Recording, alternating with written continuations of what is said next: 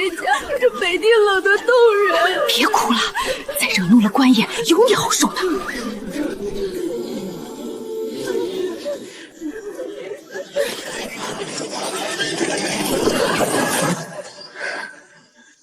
穿越吗？比起那个连一口干净水都喝不上，随时会被高阶丧尸撕碎的废土末世，哪怕是被发配边关，这里至少有新鲜的空气，有正常的活人。末世生存法则第一条，无论身处何地，活下去靠实力。太好了，我的木系异能跟着灵魂一起穿过来了。虽然因为这具身体太过虚弱，异能跌落到了最初级的1阶，但只要异能在这落后的冷兵器时代，我就有了绝对的保命底牌。所有人赶快起身站好！今日营内安排双向自愿结伴安置，大家安分等候。刻意滋事拒不配合的人，统一分配后方长期繁重后勤劳作。后方劳作营常年辛苦，无人搭伴扶持的话，日子会十分难熬。哎呀，你挡着我的路了！林婉，你故意躲开绊我是吧？林晴原名苏兰，和我从前同是侯府1等丫鬟。她素来爱攀比，流放途中总盘算着为自己多争取吃食，时常暗中私藏口粮，也和长期缺食脱不开干系，行路自身不稳，不必归咎旁人。不要喧哗吵闹，尽快排好队伍，随我前往教场等候安置。此地风雪凛冽，群山连绵，旁人只觉环境苦寒难熬，但我身怀木系异能，只要有泥土草木，便能寻到生存出路。眼下最重要的是先安稳度过当下的难关。这批姑娘一路赶路，看着受了不少风雪辛苦。若能双向结伴，往后也能互相要照料过日子。这些常年驻守的汉子看着粗糙，实在不想勉强与他们结伴。难过、抱怨都解决不了眼下的处境。此地实行双向自愿婚配，所有人都拥有自主选择成婚对象的权利。想要往后日子安稳，就得寻一位能够同心过日子的伴侣。外表斯文单薄的不合适，边关常年劳苦，很难一同扛住生计重荷。待人浮躁轻薄的也不行，遇事很难彼此体谅。年岁偏大、体力不利的，长久农活与戍守杂活也难以相互分担。最关键的是，他心性沉稳，根基扎实，常年驻守边关历练，行事内敛端正，无半分轻佻。在这苦寒边关，安稳踏实、有担当的夫君才是最好的依靠。选定此人成婚，往后2人同心相守，便能在边关安稳立足，好好生活。就他了。千户大人有令，今日凡是军功在身的将士，皆可在此挑选1名女子为妻。现在念到名字的将士上前来挑。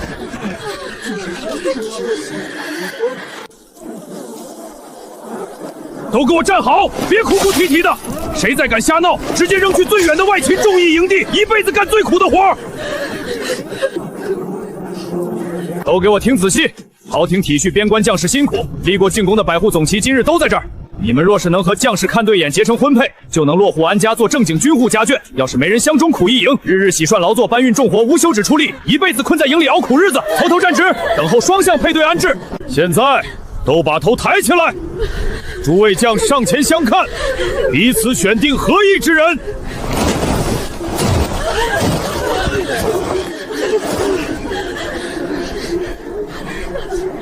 他站姿扎实稳固，下盘极其沉稳，是常年无数次近身搏战练出来的本能。五官利落，体轮廓冷硬，肤色是常年风吹日晒的古铜色，颈侧一道陈年旧疤过，能扛下这种伤上活下来，体魄和生命力都是顶尖水准。最难得的是他心性极稳，不被杂念牵引，是常年握刀开弓沉淀的功底，绝会冲动误事。综合来看，在这古寒边关，他就是最靠谱、最顶尖的安稳依靠，就是他了。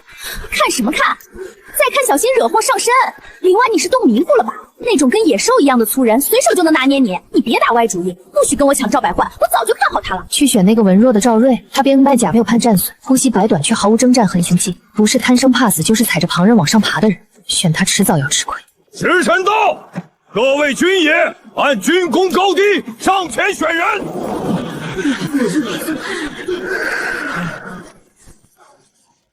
那个人，我一定要选到。官爷，奴家林晴愿意跟着百户大人，我认得字，也懂规矩，只求大人收留我，往后定会好好伺候您。姑娘快起，边关苦，委屈你了。我虽不算什么大人物，家里确实有几分家底，不会让你跟着受冻挨饿。边关缺物资，多谢大人抬爱。他居然挑到长得体面还有私产的军官，天真。这种人身子虚浮，毫无战力。赵睿看着体面，实则满肚子算计，自私虚伪。林晴选错了人，早晚要被他算计。末世法则第2条，绝不在无意义的垃圾身上浪费精力。严烈，百户，按军功，你今天必须领个娘子回去，赶紧的，挑哪个？大人，我饭量大，家里穷得揭不开锅，老母病重，还有一双弟妹要养。这般身娇体弱的女子，我养不起，也绝不要。严烈，这是上面的规矩，你不收，这些女人就得去苦役营，最后落得个惨死下场。我严厉的妻子，绝不是这种软弱之辈。苦役营是边关最折磨人的去处，整日要做苦力杂活，吃食粗劣，寻常人撑不过3个月，迟早被活活拖垮。让我去苦役营，想都别想。我好不容易重活一世，绝不会白白送命。他直言难处，并非心存恶意，是个有底线有担当的人，战力强，心性稳，是最好的选择。至于温饱，我自有办法。我会种字，能持家，不会多耗口粮，选我。这姑娘莫不是冻糊涂了，怕是连出头都拿不动。为了我们嬴政吧。婉姐姐，你在府里可是十指不沾阳春水的1等丫鬟，连草和月脉都分不清，怎么到了边关倒学会吹牛了？我脾气也不好，正好互不相欠。我是个走，脾气不好。我保证，不出半个月，我让你和你的家人顿顿吃饱饭。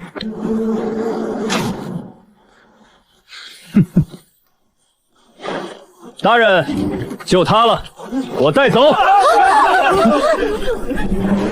行，严烈配林氏，领人走吧。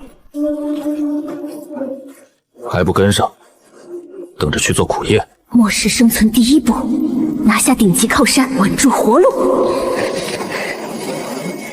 在末世挣扎10年，再凶险的处境都扛过来了。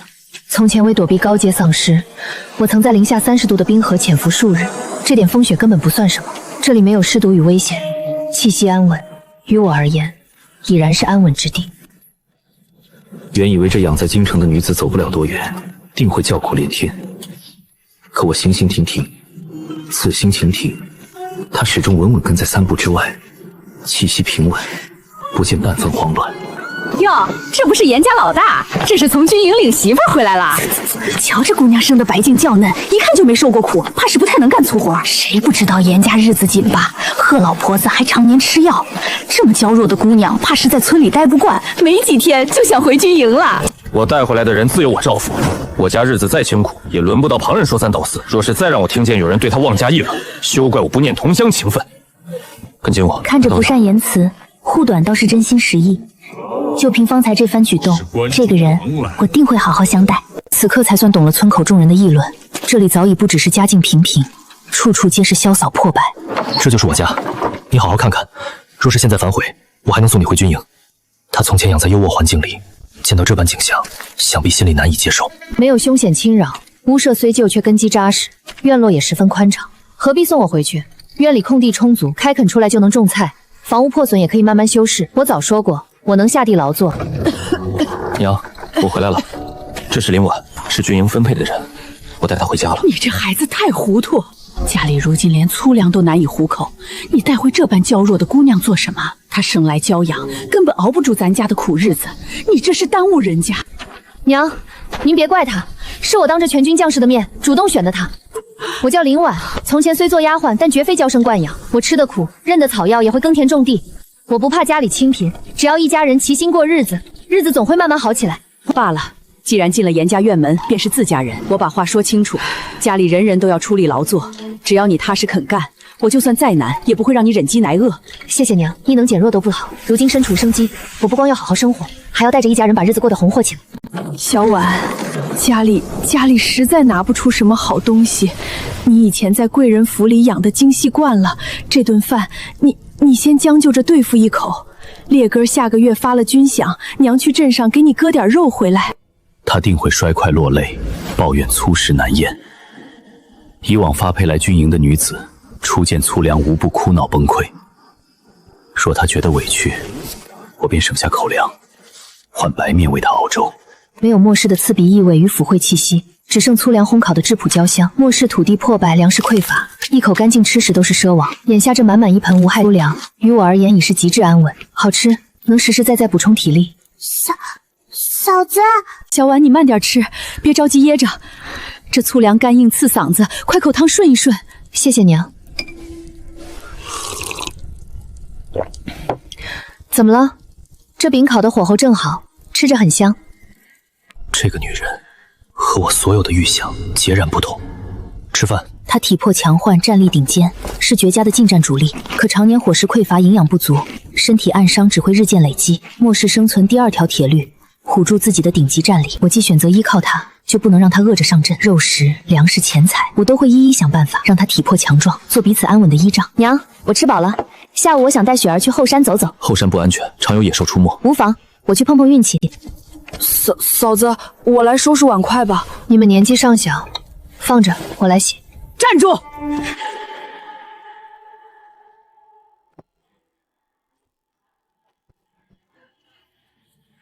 丫头，你是聪明人，你主动选择烈儿，也亲眼见到家里一穷二白，度日艰难。她身为百户，月银大多用来偿还旧债，家中连细粮都没有。末世心里委屈便直说，我看得出婆婆或严家门在耍娇气，我绝会纵容。娘，这番填不饱肚子，是为了守住家门，闹也换不来银钱。这么多军事里，我主动选了严烈，便是认定了他。家里清贫，边关苦寒我都清楚，但他踏实有担当，一家人也心地良善。我本就不是来享清福的，往后不管日子多难，我都陪他一起扛。好一副要劲性子，烈儿能遇上你真是福气。嫂子，娘打开了靠墙那口樟木箱，平日里这箱子娘从来不让我和二哥碰。拿着。娘，这是看什么？嫌衣裳老旧？这是我未出嫁时在娘家亲手缝制压箱底的衣物，我年纪大穿不上，存放着只会生虫。你如今是严家媳妇儿，别整日穿着囚服在院内走动。我家烈儿的脸面明显让你置办新嫁妆，但严家的媳妇儿绝不能一身罪衣过日子，快去换上。就算家境贫寒，严家媳妇儿也要体面，不能被外头势力相凌弃怒。娘，这衣裳我会穿，我不光自己穿的体面，日后我定会让您严烈弟弟妹妹全都穿上镇上最好的衣衫。快去快去，灶房烧好了热水，赶紧把这身脏囚服换洗干净，免得等烈儿回来熏到他。好嘞。严家往后的日子怕是要慢慢好起来了。末世10年，为半瓶净水都要浴血对抗丧尸，如今能有满盆热水净身，已是天大的福气。皮囊再好，在末世只会招来祸端，不值一提。这便是军营里喊着能种地持家的瘦弱丫头，常年驻守边关，日日与风霜厮杀为伴，从未见过这般动人模样。看够了吗？我以为你还要许久。徒手能制服壮汉的沙场猛将，骨子里再去纯情手里。末世生存，人人底线尽失，这般有分寸，是绝佳合作盟友。严睿，军营里我说过，选我不会让你白白耗费口粮。今日你也看清严家光景，黑面饼已是家中最好吃食。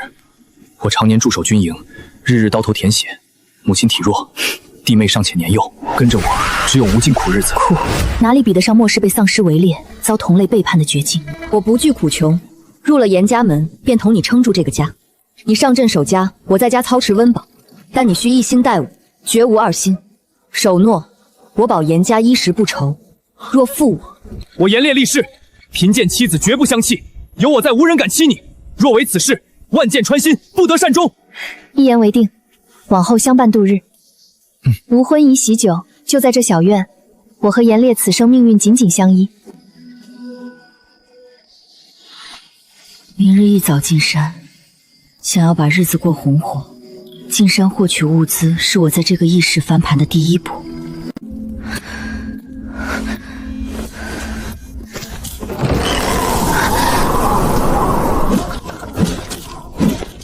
怎么不多睡会儿？披上，边关天寒，你身子单薄，别冻着。我没那么娇贵，入了严家门，断不会白吃家里口粮。昨夜2人同抗魏元房，本以为他会委屈抱怨，或是像旁人那般百般挑剔，可他眼底只种极强的求生欲与沉稳心性，这般模样，反倒像久经沙场的老兵。快吃吧，吃完家里还有活计要做。多谢娘，在末世，就连半瓶变质的营养液都会引来争抢，这样一碗糙米已是十分珍贵的吃食。娘，家里米缸已经空了，今日天气不错，我想去后山一趟，挖点野菜，捡些柴火，总不能坐吃山空。后山平地早被村民刨干净，深处藏着野兽，你刚进门，一个姑娘家太危险。我不深入深山，只在半山腰边缘活动。以前在侯府做丫鬟，跟着采买婆子学过辨认野菜草药，总能寻到些吃食。今日我要去为所点卯，没法陪你进山，山里凶险。我带雪儿同去，彼此有个照应，正好让她带我认认山路。雪儿，敢跟嫂子上山吗？敢，我帮嫂子背竹篓。这就是严家新来的媳妇儿，看着娇弱，哪会干活？别人穿金戴银，她却要上山挖菜，真是可惜。嫂子，他们在乱讲闲话。旁人想说便由他们说，你要记住，唯有粮食和银钱最实在，没必要和外人争辩。嫂子，这儿找不到野菜。不一定。末世10年我能活下来，靠的不只是搏杀本事，更依仗一身木系异能，重活一世一直无暇试探。今日正好验证异能是否随我的灵魂一同留存。找到了，雪儿，拿小铁铲过来。嫂子，这里全是石头，长不出吃食的。从这块石头缝隙往下挖半尺。天大，是冬寒菜，长得这么饱满。这仅仅只是开端。嫂子，你也太厉害了！村里最老练的猎户都找不到这么多野菜。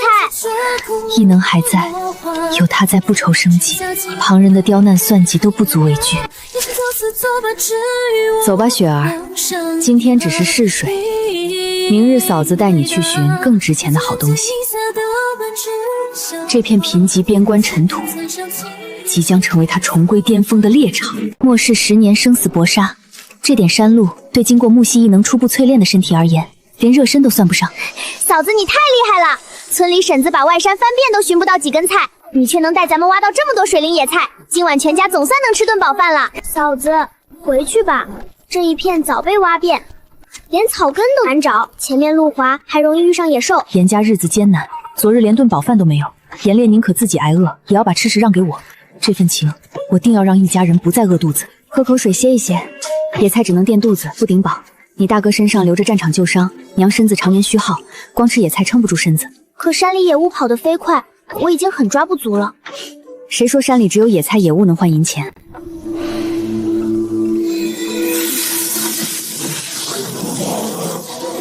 上好药材，雪儿跟紧我，咱们去那边瞧瞧。嫂子，那边常年不见太阳，连野菜都长不出来，咱们去那里做什么？在我心里，嫂子说的话全是对的，跟着她准没错。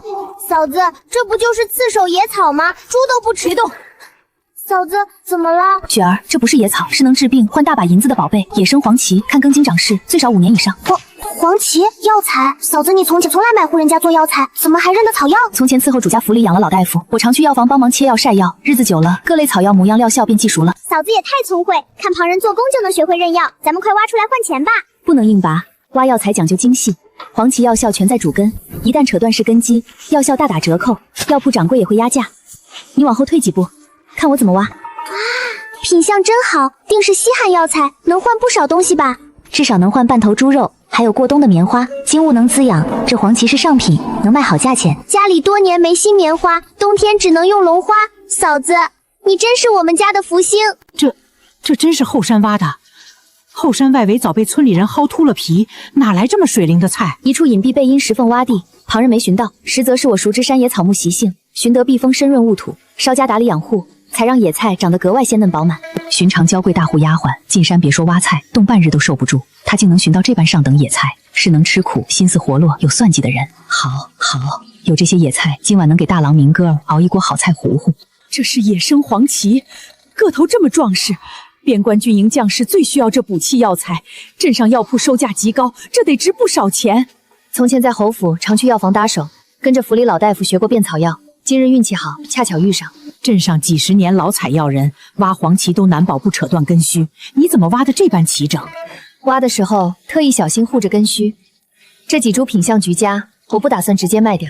不卖，留着有什么用？种在这里，直接售卖只能换几百文，若栽种成活，等它繁衍结子，咱们就能拥有一整片药田。授人以鱼，不如授人以渔。我想靠着这片药田，让严家往后日子有长久依靠。我原本只盼他安分持家，传宗接代就好，谁能想到他不嫌弃家徒四壁，进门便盘算着如何带着全家翻身。你当真能把黄芪种活？能。末世辐射变异的种子我都能催放出生机，几株黄芪于我而言轻而易举。好，我信你。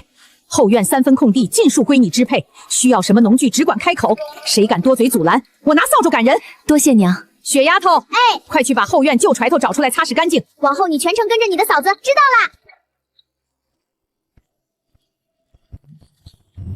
家里这般清贫，我本以为婆媳之间定会生出隔阂矛盾。大郎，你回来正好，婉娘今日进山挖到野生黄芪，还要在后院开辟药田，这般难得的好媳妇，打着灯笼都寻不着。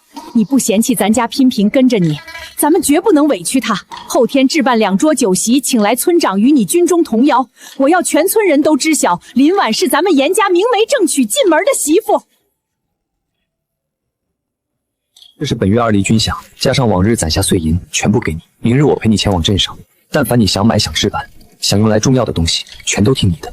末世10年，背叛、掠夺、厮杀早已习以为常。如今破败小院里，我有强悍可靠的庇护者，还有真心相待的家人。这副烂牌，我必定翻盘，把日子过得红红火火。老大，我琢磨清楚了，婉丫头一身本事，又是实心实意跟咱们过日子，严家再穷也不能委屈她。后天院里摆2桌酒席，请村长、你军中交好弟兄过来，给婉丫头一个正经名分。家里粗粮都快断吐，哪里有钱置办酒席？末世10年，人人争抢算计。我本以为穿越依旧步步难行，却没想到贺氏面冷心热，格外护我。闭嘴，听我的！隔壁林情攀了赵百两，赵家四处吹嘘要办酒，咱们婉丫头比他强100倍，凭什么悄无声息进门？这酒席必须办。2两碎银，还有数10枚铜板。这是我从军多年省吃俭用攒下的全部积蓄，本是留着给娘抓药，给弟妹添冬衣的。如今家里有你做主，2两银子在边关已是巨款，足够全家安稳度日大半年。娘说的对，不能委屈你。明日你去镇上割些肥肉，买些细米白面，再扯块红布做新衣。钱若不够，我便进山打猎补上。钱我收下，酒席交由我来安排，大家尽管放心。咱们不仅要办2桌酒，还要办得风风光光，让隔壁赵家好生羡慕。好，都听你的。边关物价不菲，2两银子办席添衣，购置农具种子处处吃紧，根本不够长久生计，钱还是太少。珊珊邀小事异能，便寻得珍贵黄芪。凭我的身手与草木感知，深入深山险处，必能寻得更多值钱山货药材。明日镇上采买前，先入深山一趟，为这场喜宴备一份丰厚惊喜。这是严烈在军营拿命搏来的整月粮饷。昨夜他把银锭塞进我手心时，耳根红透，只丢下一句硬邦邦的叮嘱，让我办酒席别委屈自己。2两银子在穷苦边关只够置办1桌寡淡素席，我既然下定决心在严家扎根，婚宴绝不能过得捉襟接肘，更不能让隔壁虚荣的林情看笑话。鲜肉、上等白面、全家5补丁新衣全都要备齐，所有指望都在后山之中。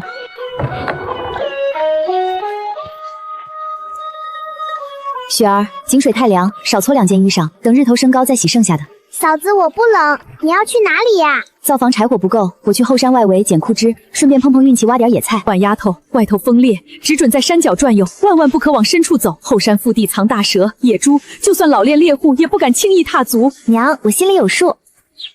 原主身子孱弱，可末世10年淬炼出的警觉、战斗肌肉记忆半点没有消退。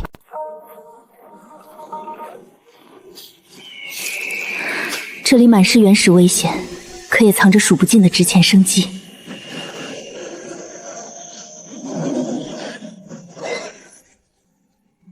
左前方30步有上等药材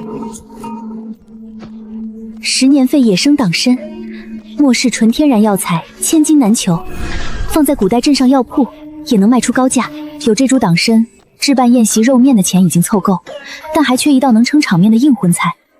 末世干净无辐射肉食是天价奢侈品，严家连日只能啃刺猴黑面饼。严烈常年上阵，体内缺油水，这送上门的野味不能放过。穿越后只用异能探药催生场木，今日试试末世毒药有的藤蔓拟形操控。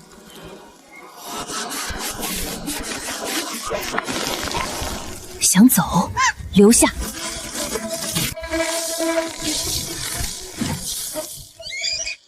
这具身体底子太差，强行操控3根藤蔓10余秒，异能几乎抽空。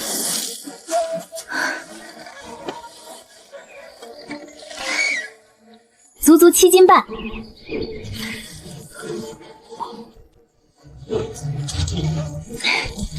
林晴、赵瑞一心等着看严家笑话，后天酒席，我倒要让所有人分出高低。嫂子，村里最老练的猎户都抓不到这么大的兔子，你一下子就逮住了，也太厉害了！只是今日运气好，回家加早给你做红烧兔肉解馋。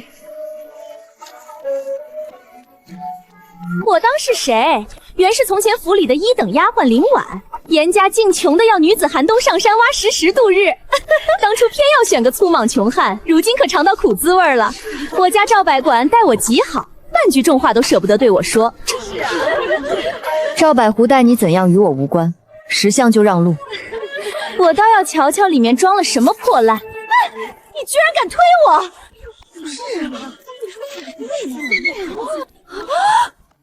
这么肥的野兔，寒冬里可少见。这一锅油水足，真是好东西。后天我家办喜酒，这野兔当席上应菜，各位婶子有空都来坐坐。有这么有面面了？夫君，明晚后天把酒席出风头，咱们也要同日办酒，场面菜色全都要压过他家。你堂堂百户，怎能被严正那个穷汉子比下去？你我已是夫妻，何必执着表面排场？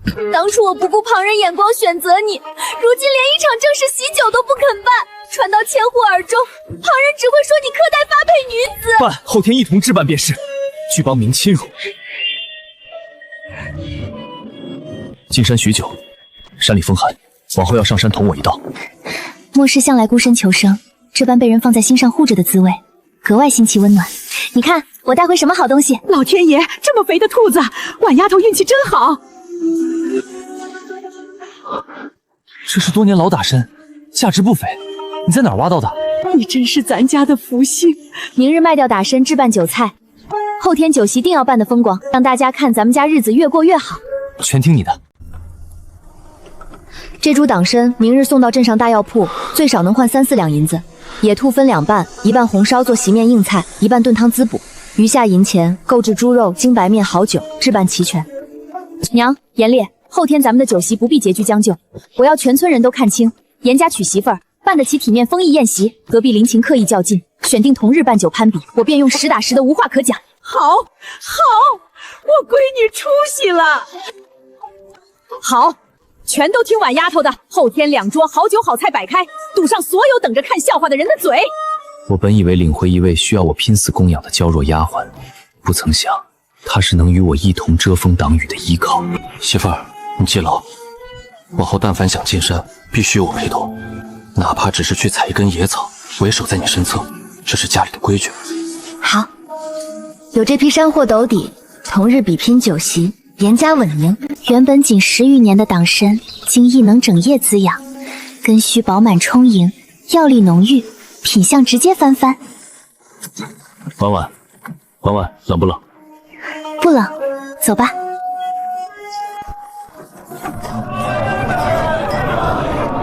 抓药排队往右，有方子再拿过来。问诊靠边。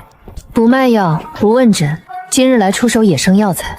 乡下野傻根也敢拿来充药材，赶紧走，别耽误店里生意。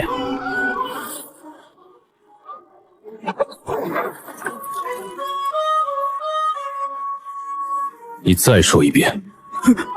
君爷息怒，我知错。掌柜，这2人拿野草闹事卖药，是野草还是上品药材？掌柜自行分辨。30年难遇的极品党参，炉头清晰，皮紧纹密，端面菊花心，药力充沛至极，少说20、30年的老参。小娘子，党参终究不比人参，我出1两银子收已是高价。严大哥，咱们去县城药铺。留步，价钱好商量。狮头锦皮菊花心，药力不输普通人参。我从前在京城大户药房帮工，深知行情。州府达官贵人重金求这种吊命药材，5两都有人抢，1两便想收下。掌柜未免太过欺瞒外行。3两，这是我能给出顶价。3两6钱，少1分，我们即刻动身前往县城。成交，快去账房取3两银，600文铜钱。我生百户月饷也才2两，他进山一趟，随手一株药材，便赚到我近2月卖命银钱。这个媳妇儿藏着数不尽的本事，如同取之不竭的宝藏。发什么呆？银子在手，底气十足。今日把家中缺少的物件，米面肉食全部置办剖取。好，全都听你的。我在边关刀口填写，1月饷银才2两，他只进山采株药材，便换来我近2月卖命的刨场，实在不敢相信。媳妇儿，镇上扒手多，银两贴身收好，万万不可漏财。末世金银毫无用处，唯有金和物资能活命。但在这古代边关，这笔钱是全家安稳度日的起步根基。银子囤着只是废铜烂铁，换成物资才算踏实。先带我去镇上最好的铁匠铺。寻常女子得了银钱，全都争抢胭脂、鲜亮布料，她反倒直奔铁匠铺。铁器价高，你打算置办？置办养鸡家糊口的刚需新农具。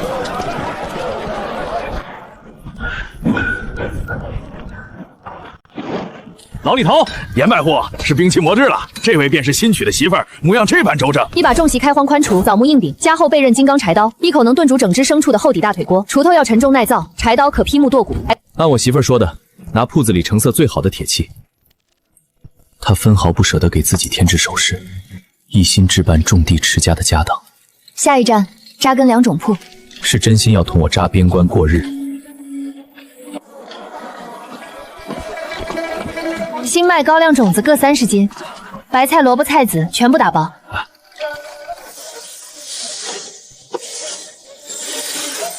掌柜，这是什么种子？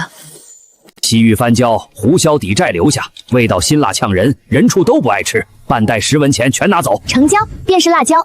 边关寒冬缺调味香料，有它野味素菜都能做出鲜香滋味。这般精打细算置办家用，才是正经过日子的模样。东西太多，我去借牛车，你在杂货铺屋檐下等候，切勿乱跑。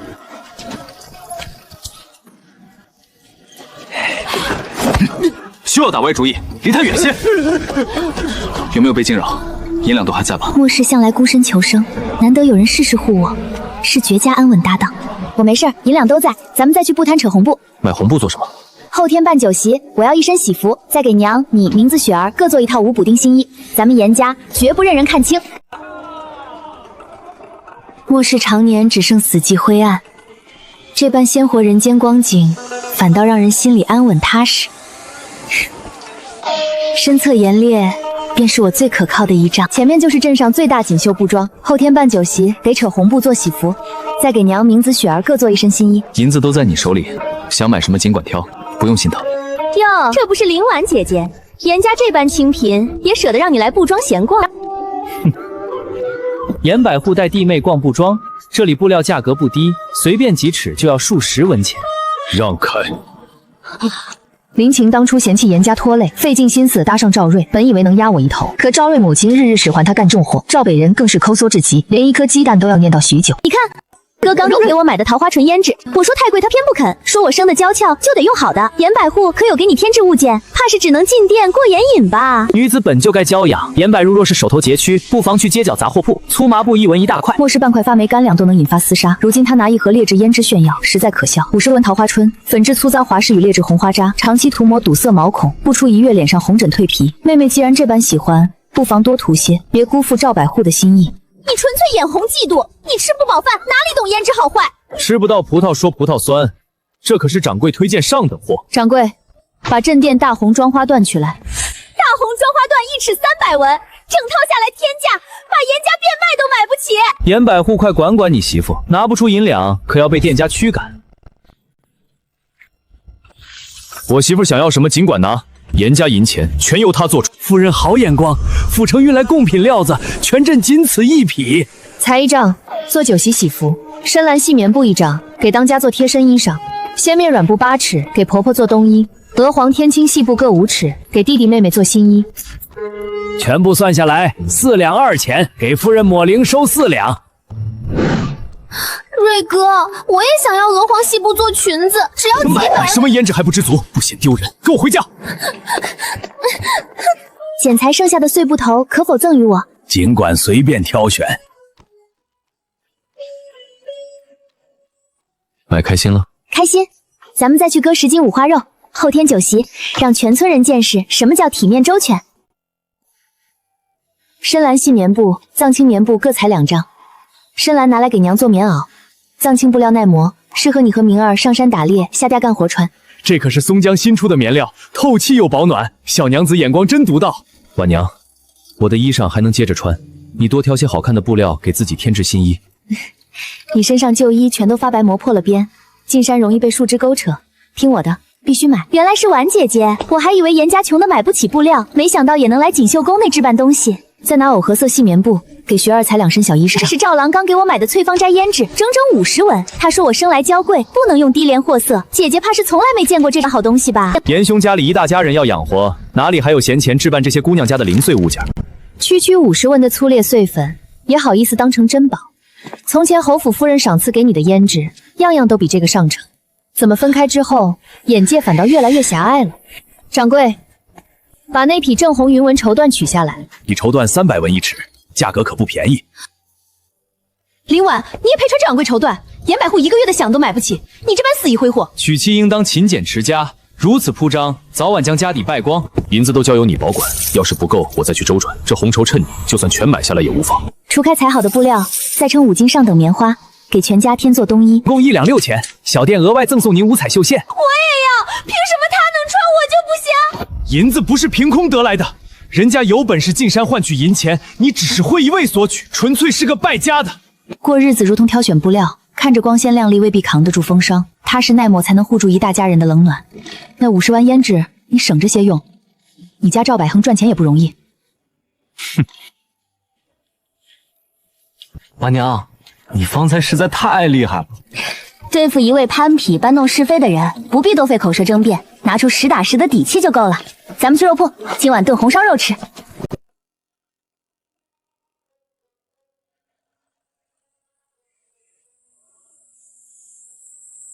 李老伯，这车我们全包了。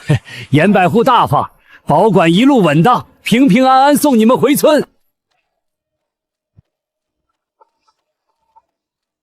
坐这儿，软乎不可要。多谢。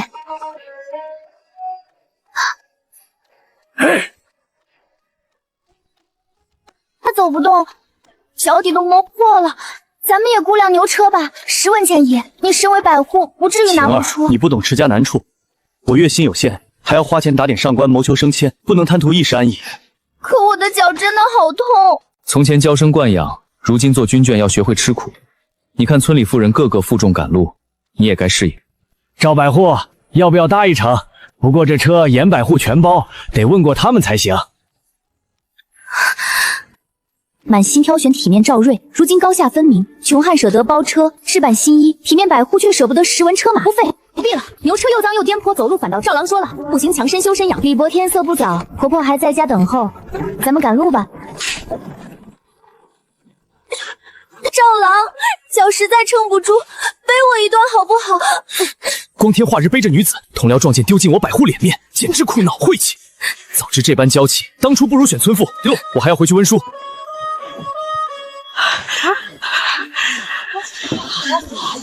严烈真是娶了个能干的聚宝领媳妇儿啊！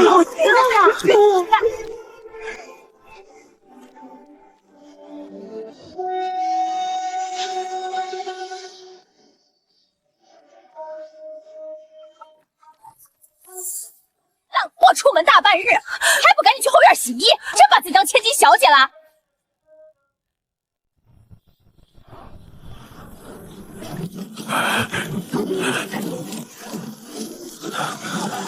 冷不冷？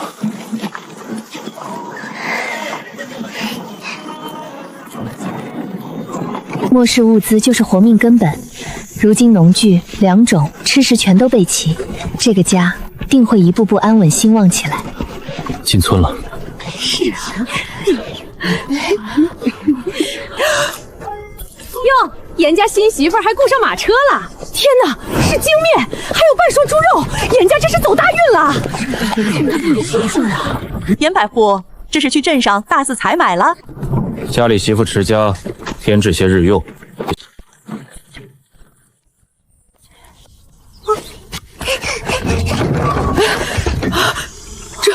这都是……娘，别愣着了，阿明快来搭帮手，别耽误李大爷返程。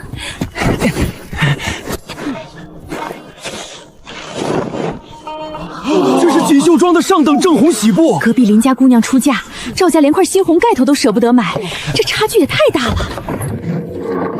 这些是精盐、酱料、香料，丰富日常吃食。铁锄、铁镐留着开荒，趁手农具能省力。这些是菜种、麦种，正好播种后院空地。王丫头，怎么买了这么多？卖药材的银钱，你该自己留着防身啊。既是一家人，钱财本就该一起过日子。娘，您的衣裳早就旧了，边关风大，用这布做2件厚袄，挡风寒。阿明长身体，衣裳废布料，青色耐穿。雪儿年纪小，粉色碎花做小袄好看。嫂子放心，我以后好好干活，撑起这个家。谢谢嫂子。末世多见背叛算计，在这里几匹布几斤肉，就换来最纯粹的亲情与真心，实在值得。都别哭了，日子还要好好过。明天办酒席，先把猪肉收拾妥当。阿明去烧水，雪儿帮忙摘菜，娘歇着。今晚我来下厨。好，娘给你烧火。媳妇给了全家惊喜，明天我也要给她一份体面。娘，嫂子买了好多东西，有肉，有精面，还有大红喜布。好孩子，你太会过日子了，是咱家委屈你了。娘，日子都是人过出来的，人心齐，再穷的寒寒地儿也能熬成金窝窝。重活我来，你歇着。末世10年，只剩猜疑与厮杀，这般柴米油盐的安稳烟火，才是最踏实的归宿。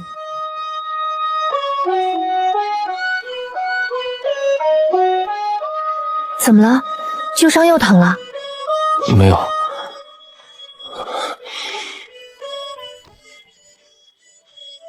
今日镇上，赵春给林晴买了胭脂银钗，我如今只是穷当兵的，攒不下金银首饰做聘礼。这铁木是我后山悬崖亲手砍的，我用匕首2景月，配不上你不值钱。但是我先抵聘礼，来日我碧绿网公拼出前程，换你全套赤金头面，让全村全镇人都敬你重你，无人敢轻辱。末世见惯虚情假意，危难背叛，我本只是与他搭伙度日，各取所需。可这只耗尽心神的木簪，藏着最纯粹的真心，胜过万千金银。谁说它不值钱？林晴那廉价银簪质地薄杂，一碰就损，怎比得过你亲手雕琢的铁木坚韧真心？既是聘礼，送了便要带上。严百户，麻烦你了。好看吗？好看。从不图现成富贵，你敢以命拼前程，我便敢双手撑起这个家。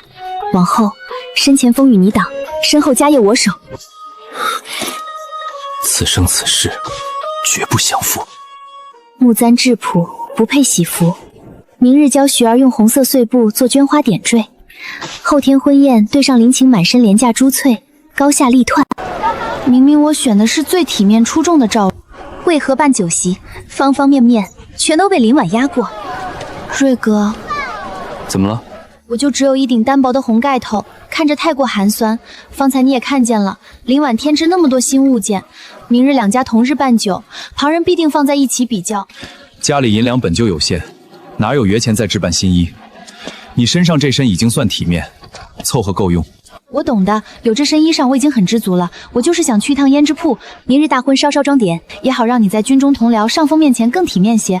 若是手头紧张，那便算了。硬碰硬讨要，他必然吝啬拒绝。示弱懂事，替他脸面着想，他才会松口。我必须好好装扮，明日婚宴彻底压过林婉。走吧。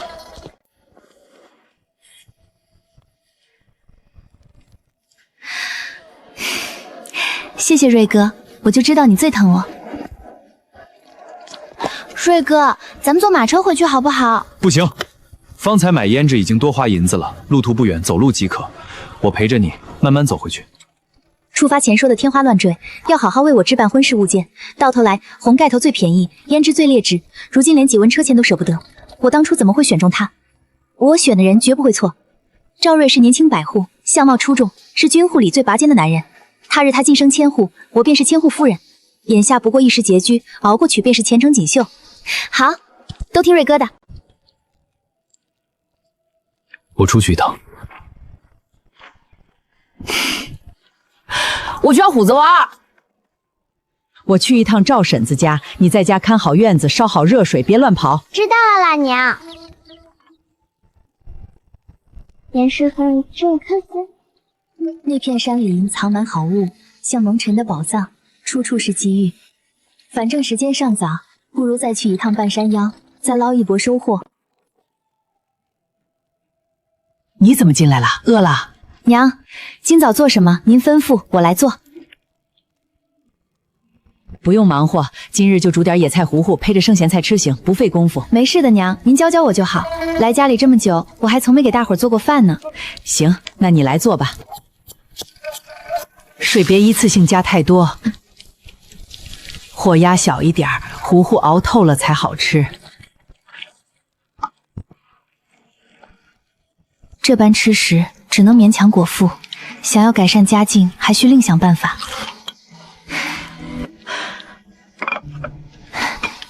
你别动，剩下的我来收拾。那就辛苦娘了。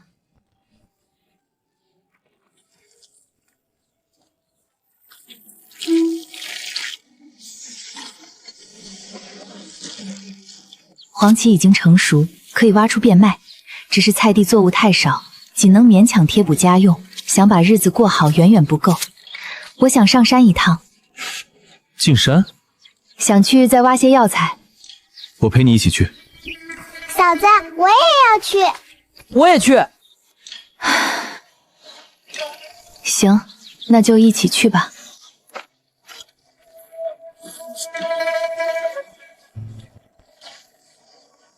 咱们走这边。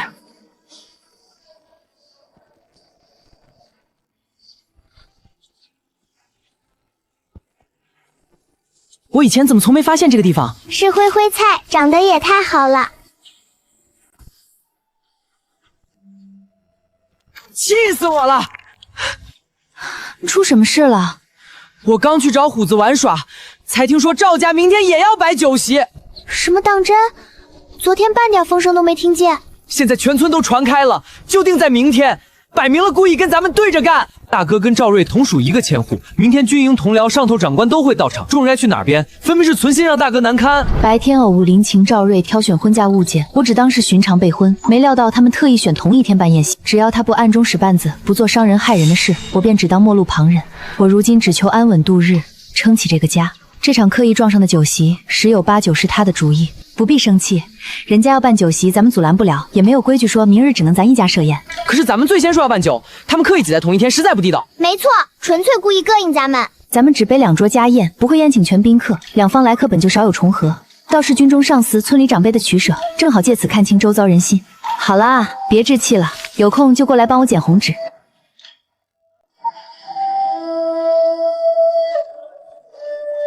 大哥，这是你新请木匠打的木箱，专门给你准备的，往后收纳物件方便，就当是给你的聘礼。当初是朝廷赐婚，她孤身一人嫁过来无无所。我向来粗糙，自己怎么凑合都行，但我的媳妇儿该有体面，该有独属于自己的物件。自从她进门那晚，我就托村里木匠日夜赶工做好这口箱子。这木箱来的正好，我很喜欢，谢谢你。难怪这2晚大哥总往外跑，原来是偷偷找木匠打箱子，给嫂子准备聘礼。这木箱放在哪里合适？摆炕尾吧，平日拿东西也顺手。好。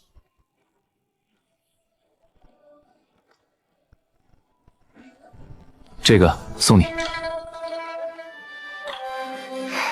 我自己抽空学着雕的，手艺粗糙，你先将就戴。没有市面上繁复华丽的款式，简单独特，正是我最亲爱清爽模样，很好看。这份新婚礼物我很喜欢，你喜欢就好。这4个字落在心底，软软的，暖暖的，格外熨帖。木簪素雅干净，平日佩戴绝佳，可明日大婚喜宴太过素净，终究少了几分喜气。这是今日成衣铺掌柜送的碎布边角料，本打算拿来纳鞋底缝帕子，如今倒是派上用场了，这个倒是合适。手真笨。嫂子，你在做什么呀？想盘一朵小红花，系在簪子上，添点喜气。我来试试，是不是这样卷紧，再往内收？对，慢慢叠，别散了。成了，嫂子你看，太好看了。阿月，你的手比我巧多了，都是嫂子教的好。嫂子明天戴这个一定最好看。这些碎布用处颇多，不止做花，等明日婚宴过后再慢慢琢磨利用。都剪好了，差不多了，娘。方才在赵婶子家听说，全村都传遍咱们打擂柜台。罢了，人家合计明日席面，千万别出岔子，让人看笑话。那只野兔，我做1兔3吃，2只兔腿红烧，兔骨架搭配山菇炖汤，剩余上黄瓜萝卜做凉拌兔丁。一只兔子还能变出道荤菜，凑5道肉菜，外加各类时令素菜，刚好凑齐菜品十全十美。好，就按婉丫头说的来，这席面绝对住场面。阿烈，明日宾客都敲定了吗？村长已请好，营里同僚都会场。至于千户大人，我不敢保证。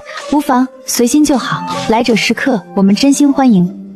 明日请礼，都在起忙正事。明日双宴对摆，高低优劣，人心偏向，一战便知。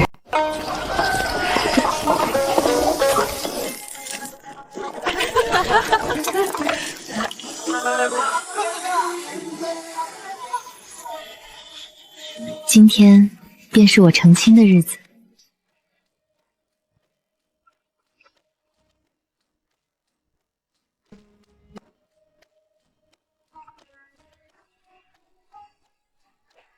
嫂子，丝瓜水还能这么用？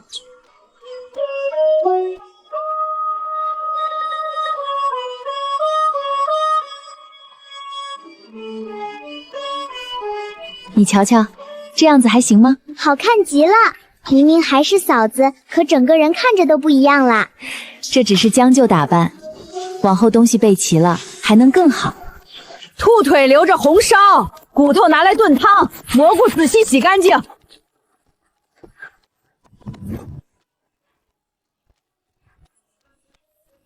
这身衣裳真好看。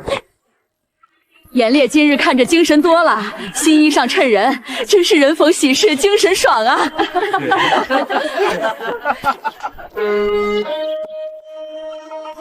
准备好了吗？好啦，新娘子出门喽！哎呦，这新媳妇儿也太好看了！这身红衣裳真喜庆，看着就端庄大气，一看就是稳当、会持家的好姑娘。我家婉丫头真是体面出众，半点不输旁人。走吧。好，嫂子上车。这是路远特意借的，免得你受累。挺好的，我很喜欢。上车启程喽！看新娘子坐牛车，好热闹呀！走喽！严百户真心疼媳妇儿，成婚还特意备牛车。这排场这喜气，比村里谁家婚事都热闹体面。我再稍旺些，动作快点，借来的锅小心点，千万别摔了。人怎么还不齐？磨磨蹭蹭。我分明比林婉好看，凭什么样样不如她？我一定要压过她一头。严家新人出门了，还坐着牛车，排场大得很，全村都热闹起来了。快点，别磨蹭，该出门拜堂了。出门，别人严烈给林婉备了牛车，风风光光出门。我呢，连一件正经嫁衣都没有，我就这样走路出门，旁人怎么看我？都什么时候了，你还无理取闹？家里条件本就如此，能办成婚事已是不易，别不知足。赶紧出来，别让人看笑话。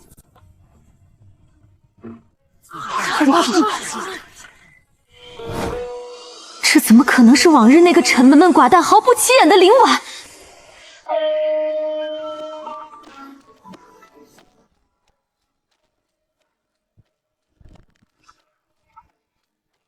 我的乖乖，这萧家新媳妇也太出挑了吧！以前谁说沈家林情是村里最好看的，这下打脸了。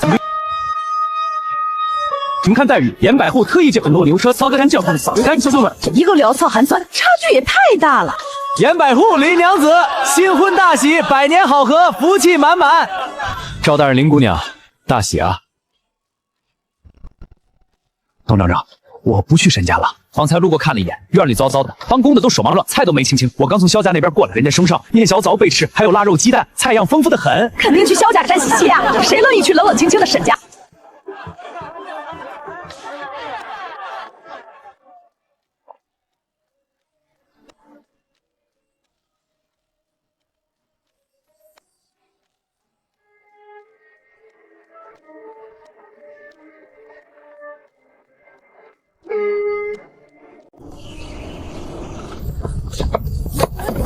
新媳妇太标致了，新娘子也太娇艳好看，这身红嫁衣衬得人天发好漂亮，脸蛋粉乎乎的，温柔又喜庆，太可人了。今日大婚，我只需安坐待礼，诸事自有家人操持，不必费心忙碌。严百户，恭喜恭喜！今日严百户满面春风，真是人逢喜事精神爽。多谢二位，今日无需拘礼，快快入座。可算把你们盼来了，快坐，我带你们去瞧瞧新媳妇儿。早就听说嫂子生的周正好看，俺们可早就想瞧瞧了。我可没敢晚吧？哈哈哈！我特意推了别家酒席，专程来你这儿捧场。恭喜老萧，新婚大喜！多谢二位。你这边热闹喜庆，人气十足，沈家那边可冷清多了。少说两句。行，我不说了。天都是新晋百户，咱们儿才在别家得罪不起，这可如何是好？我先去萧家登门道贺，撑个人气，做片刻再去沈家复习，两边都从周到。自阶层魏胜峰，他年轻有为，前程可期，今日卖他片面，日后也好往来互助。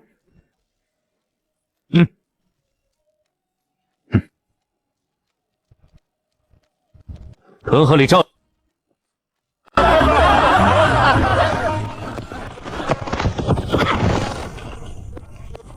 严百户，千户大人命我送来贺礼，特此道贺新婚大喜。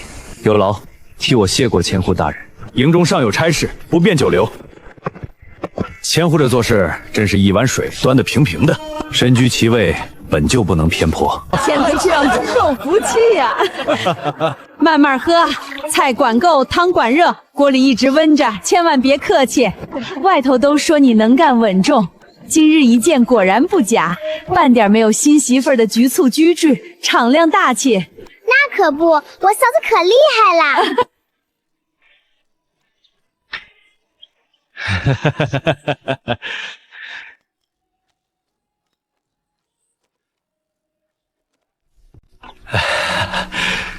还好千户没去严家，没来也罢，咱家席面简陋，确实不好待客。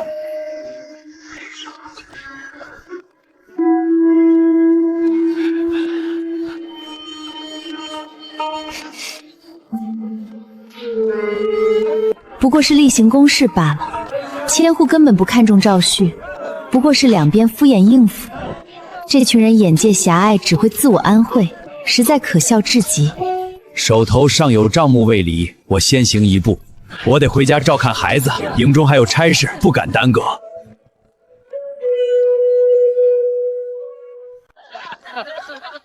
呸！一个个去全是白眼狼，花了银子置办酒席，连句好话都斗不来，纯是糟蹋钱粮。你看看现在范成成这副模样，像什么样子？你还好意思抱怨？早前就叮嘱你把席面置办妥当，瞧瞧这一桌寡淡菜，宾客如何吃得舒心？我也想备好菜，可将这摆菜，难不成还能凭空变出食材？席面你们自收拾。我忙了一整天，先回房歇息了。这些活谁来收拾啊？我从清早忙到现，连口气都没歇过，难不成要把人累垮？嫂子，如今你是沈家的长媳，这场藏席也是让你搞你来，让我来操持本家内务，本就是分内之事，难道想躲清香？瑞哥，家中杂礼便可，往后主外，你主内，家里交给你，我信得过。沈东，跟我一起去归还桌椅板凳。哦。嫂子，还愣着做什么？赶紧动手啊！凭什么偏偏让我做？刚进门就想使唤小姑子，你出去打听哪家新媳妇是这般做派？难不成还想继续当娇生惯养的大小姐？娶你进门本就打理家事的。难不成还要我去把娘请出来，专请来干？真把自己当金枝枝玉叶了，说到底还不是干活的。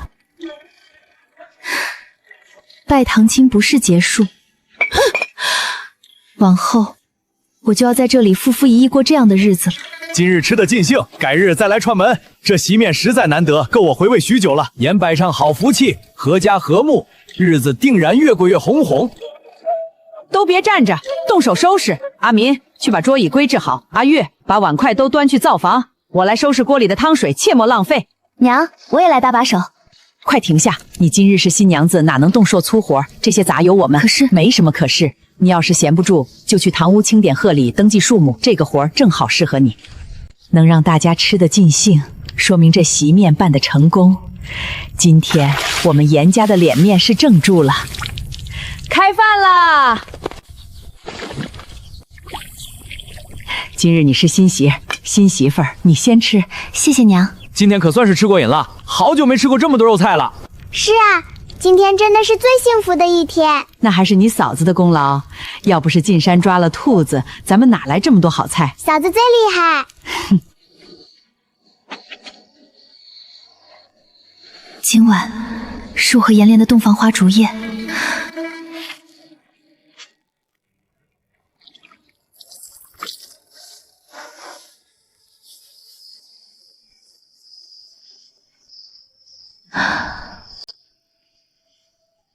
这个在战场杀敌的军汉，此刻竟像个不知所的纯情大小孩。你杵在那儿干什么？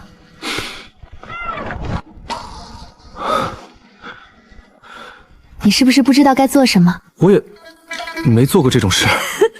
你笑什么？笑你笨。怕吗？我在末世连生死都经历过，又怎么会怕这个？勇敢的人先享受世界，不怕。要是有什么不对，你跟我说。没关系，漫漫长夜，咱们慢慢来。啊！别动。你醒了？再躺会儿。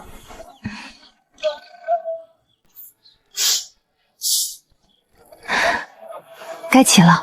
我也起了。小俩口的感情好着呢，按这劲头，说不定要不了多久，我就能抱小孙孙了。起来啦，早娘，快去洗漱吧，灶屋里烧着水呢。